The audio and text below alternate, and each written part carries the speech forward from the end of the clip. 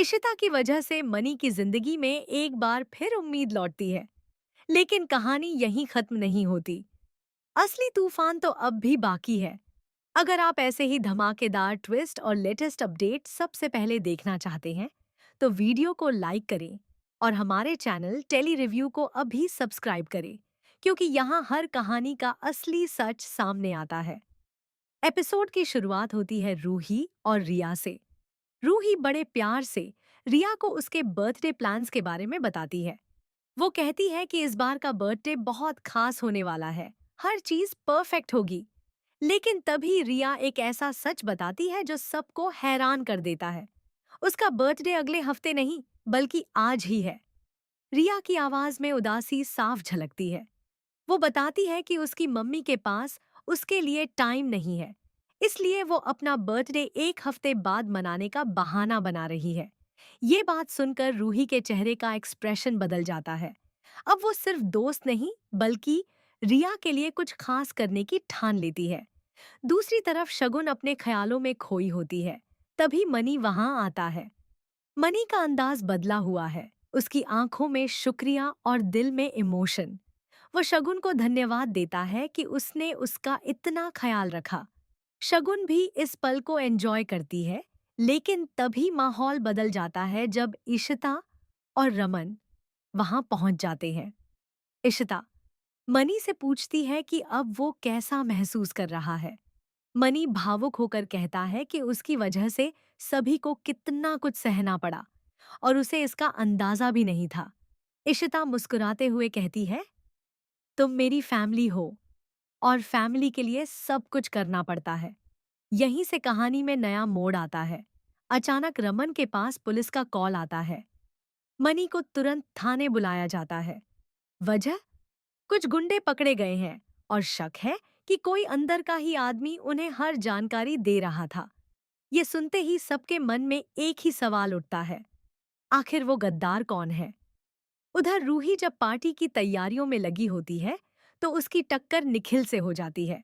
दोनों के बीच हल्की फुल्की बातचीत होती है, लेकिन निखिल के सवालों में एक अलग ही इंटरेस्ट नजर आता है। वो पार्टी के बारे में पूछता है, क्या इतना बड़ा फंक्शन घर में करना सही रहेगा?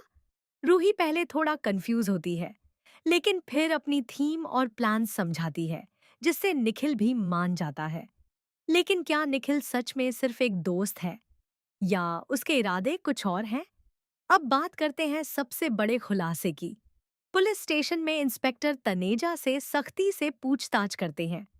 वो कहते हैं कि इतने बड़े प्लान के पीछे कोई ना कोई मास्टरमाइंड जरूर है। आखिरकार तनेजा टूट जाता है और जो नाम सामने आता है वो सबको हिला देता है। अशोक खन्ना। तनेजा बताता है कि अशोक ने ही उसे हर कदम पर गाइड किया। कैसे रमन को फंसाना है, कैसे मनी को रास्ते से हटाना है, सब कुछ उसी का प्लान था। ये सुनकर मनी का गुस्सा फूट पड़ता है। वो तनेजा पर हमला कर देता है, लेकिन पुलिस किसी तरह मामला संभाल लेती है। अब सबकी नजरें सिर्फ एक इंसान पर हैं, अशोक। जब अशोक को पुलिस के सामने लाया जाता है, तो वो खुद को मासूम साबित करने की कोशिश करता है। लेकिन इंस्पेक्टर साफ कह देते हैं, अब तुम्हारी हर चाल सामने आ चुकी है। रमन का गुस्सा भी अब काबू में नहीं रहता। वो अशोक को सबक सिखाने के लिए आगे बढ़ता है।